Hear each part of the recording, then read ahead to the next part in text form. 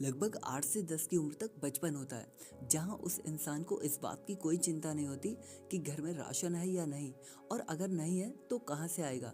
घर के सारे बिल्स, बिजली, पानी, टैक्स, ये सब कैसे पे होंगे, इस बात से कोई मतलब नहीं होता। लेकिन 10 साल की उम्र के बाद वो इंसान दुनिया देखना स्टार्ट करता है। उसे धीरे धीरे चीज़ों की समझ होनी शुरू होती है, और ये सिलसिला 18 की उम्र तक चलता है। और 18 से लेकर 24 तक तो बिल्कुल जवानी चरम सीमा पर होती है। लेकिन उस जवानी का सही यूज़ बहुत कम लोग ही कर पाते हैं। कोई किसी स्किल में महारत हासिल कर रहा होता है, तो कोई दोस्तों के साथ घूम रहा होता है, पार्टी कर रहा होता है और खूब मस्ती कर रहा होता है।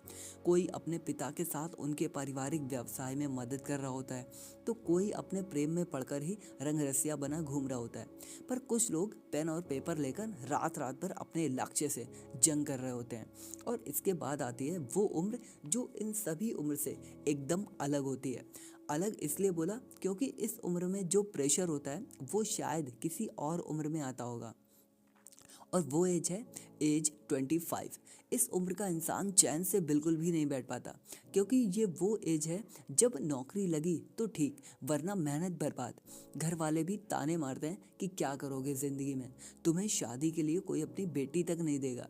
पड़ोस के लोग माँ बाप को बार बार ताना मारते हैं, इसको कैसे आगे बढ़ाओगे, इसका तो जीवन सत्यानाश हो जाएगा। और तो और रिश्तेदार भी खूब भला बुरा सुना के चले जाते हैं।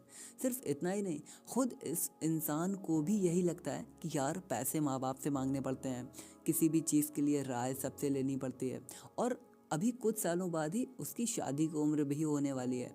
इस उम्र का इंसान कहीं भी जाता है ना, तो जो बात सबसे ज़्यादा पूछी जाती है वो यही होती है कि बेटा क्या करते हो।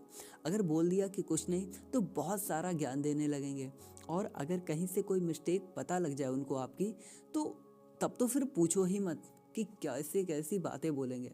और अगर ये बोल दिया कि कोई स्किल सीख रहा हूँ, जैसे dance, singing, sports, writing, acting, या इस तरह की कोई भी बात बता दी, तब तो पूरी तरह से डीमोटिवेट कर देंगे, और एग्जाम्पल्स भी ऐसे देंगे जिसका जवाब नहीं, कि वो हमारी बुआ के लड़के के दोस्त का चचेरा भाई भी यही करता था, और आज ये हालत है कि घर का खर्च भी नहीं चल पाता है।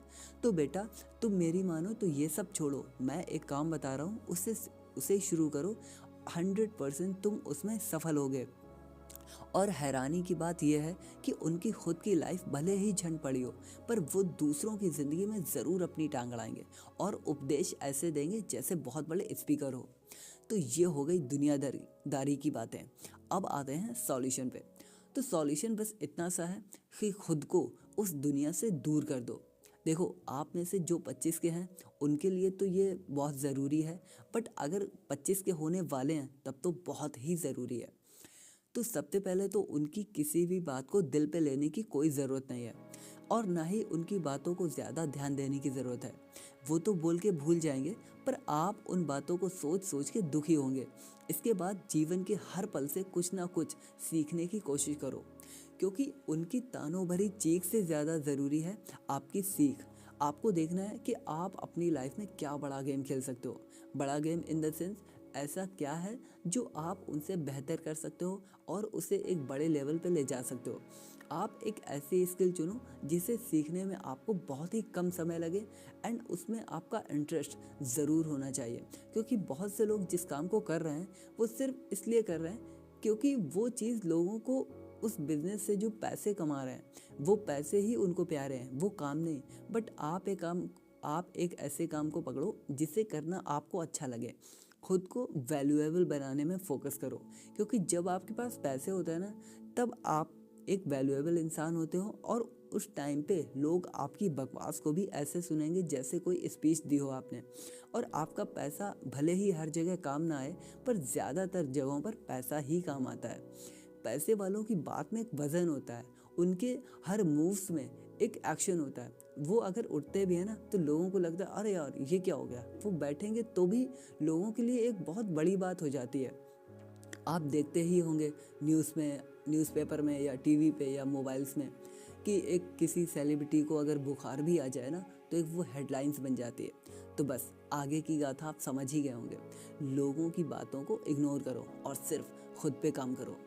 सीखते रहो, आगे बढ़ते रहो, और खुद को बोलते रहो, ओए वर्कर, चल वर्कर। जय हिंद, वंदे मातरम।